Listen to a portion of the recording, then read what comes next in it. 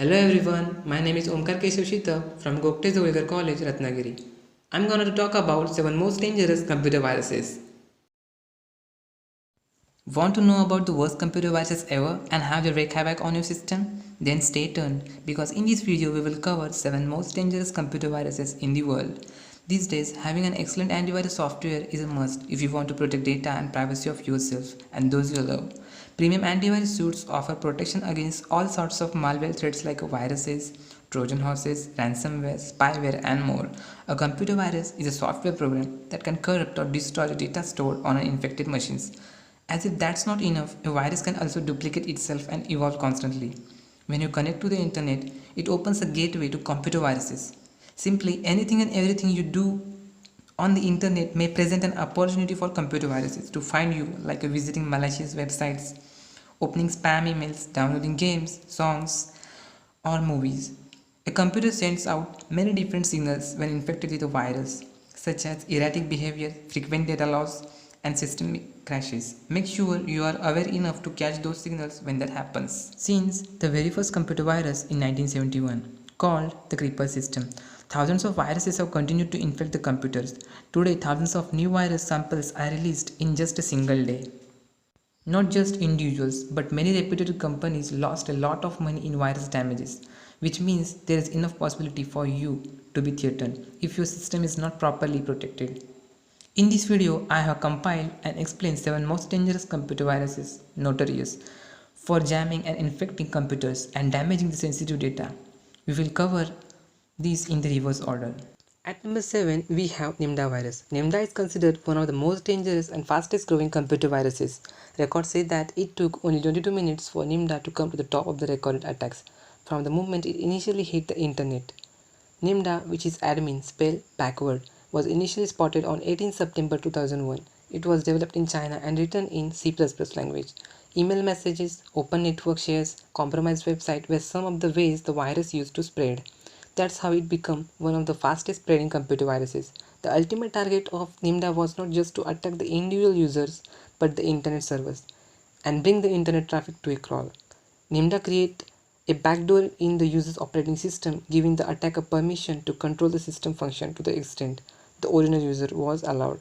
For example, if you were a user with limited access to the system, then the attacker could only make changes within the same limitations. But unfortunately, if you were administrator of the system, your entire machine was at the attacker disposal. Up next, we have fleeceware at number 6. Usually, people feel safe in downloading apps from official app stores such as Google Play Store and the App Store. However, it does not mean that it completely avoids the chance of you installing a malicious app on your phone. The fleeceware is a bit different from other viruses. It is a kind of malicious app you install into your phone. Fleeceware does not steal or harm your information. It works like a normal advertised app, but with excessive hidden subscription charges. Here's how you can know if an app is a fleeceware. If you have to pay for a common featured app such as a photo editing app or a horoscope app, then that is indeed a fleeceware. These apps will usually start charging you after a brief trial period, even after you have uninstalled the app. Fleeceware developers normally use zombie accounts to boost their reviews and downloads, so the users will easily fall prey to such apps. At number 5, we have fake Windows updates or hidden ransomware. Once again, spam emails are the culprit here. The attackers send malicious emails with an attachment disguised as a JPG file sent by Microsoft itself, asking users to update their operating system. The ransomware starts installing to your computer as you follow the actions stated in the email. Technical users are aware that Microsoft does not send updates through emails, but non-technical users can easily become victim to these spam emails. Emails of this kind normally include 2 subject lines and 1 sentence starting with 2 capital letters in the first word.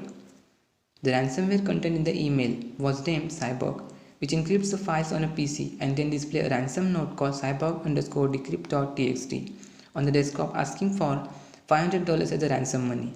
The virus also leaves behind a copy of itself called bot.exe, which hides at the root of the infected drive.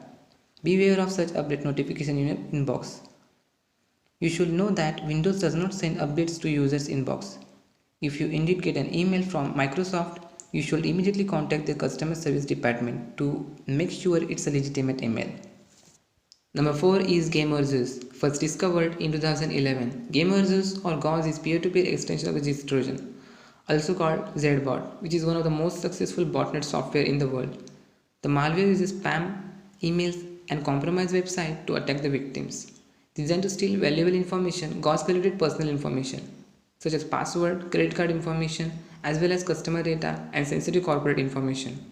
White Z-bot was sophisticated enough to steal information from reputed organizations such as NASA and Banks of America. GAUS itself infected thousands of corporations and nearly 1.2 million computers before it was finally taken down. Being an advanced variant of the ZEUS family, GAUS is polymorphic malware with low detection rates, which makes it highly persistent threat. That's why it is one of the most successful widespread botnets. Its new version also contains a NICS rootkit, making it hard to remove from the malware unless you wipe the infected client. But it can easily get infected again as the malware would still exist somewhere in the P2P network. That's why a threat is always there. It can only be controlled through intelligent software like a HEMIDIAL that blocks access to infected addresses, websites, and computers and identifies the infected by studying communication attempts between the devices. Let's move on to number 3 with the PlugX virus. PlugX is a fully featured remote access Trojan or RAT, early samples of which can be traced back to 2008. Researchers have recently found a new variant of this malware called the core plug. This malware opens a backdoor and grants full management of the machine. It infects to the attackers. They can fully control the device and execute commands from a remote location. For instance, the attacker can retrieve machine information, capture the screen, reboot the system, upload, download, modify files, manage processes, services, and Windows registry entries, and perform keystore logging. Like most other viruses, plugins also spread through malicious emails that appear to be from legitimate service providers and even carry signed executable or applications. That's why endpoint security products may not flag them. If the emails carry a copy of legit antivirus related applications, the endpoint security may actually whitelist the product and let the malware slip in the process. But the attachments usually carry 3 different files that make up the plugins component. Plugins typically targeted government institutions and key industries. Another example of similar malware is Poison Ivy, which was aimed at specific institute and it was used to target specific organization in Japan back in February 2008. Due to this elusive nature, the malware is hard to detect and block. At number 2, we have the CLOP ransomware. Like other ransomware, CLOP ransomware also creates backdoors, encrypts all your files, blocks all access to your system, processes and services, and demands a ransom. But what makes it more dangerous is that the malware is evolving all the time, and its author is constantly employing innovative techniques to make it more complex. First discovered by the Malware Hunter team in February 2019. CLOP is a variant of the cryptomics family. CLOP is a Russian word meaning bug. The malware uses many different methods to victimize users, including spammed emails, exploit kits, malvertisement, or compromised website. As soon as the CLOP is infect a system, it immediately shuts down Windows service and processes to disable the antivirus software. Then it closes all the files to start encrypting them. The malware targets Microsoft Windows based PCs, especially English speaking users. However, CLOP is aimed at entire network rather than individuals. The new variant is distributed using executables that are code signed with digital signature, which makes it appear legitimate. For our most dangerous virus, we have CryptoLocker at number 1. CryptoLocker or the crypto virus was first spotted on 5th September 2013. This virus continued spreading until June 2014, when Evgeny Pugachev, the CryptoLocker gang leader, was finally taken down. Although it's similar to other ransomware, what makes it our top most dangerous virus is that once it infects files, they are effectively as good as lost forever. The malware also affects connected media, such as USB and shared network drives. CryptoLocker also uses the same methods to get around as other ransomware types. In this case, though the attached file appears to be a legit Word or PDF file, but actually hides an additional malicious extension. The hackers encrypt files using asymmetric encryption. They encrypt your files using a public key, but then you need a unique private key to unlock the information, which only the hacker can give you. But there's a big question mark on whether or not you are going to get that key even after paying some ransom money. That's why the best way to protect yourself against such attacks is to be aware of what email to suspect. As a general rule of thumb, don't open any attachments that come to you out of the blue. Always confirm the source before you download any attachment files. To sum up, the most important thing you need care about is the security of your files and the sensitive personal information stored on your computer. As you have seen, many ransomware types even manage to bypass endpoint security. So you must only rely on multi-layer protection and make sure to always back up important data. You also understand that email is one of the most common method attackers approach you.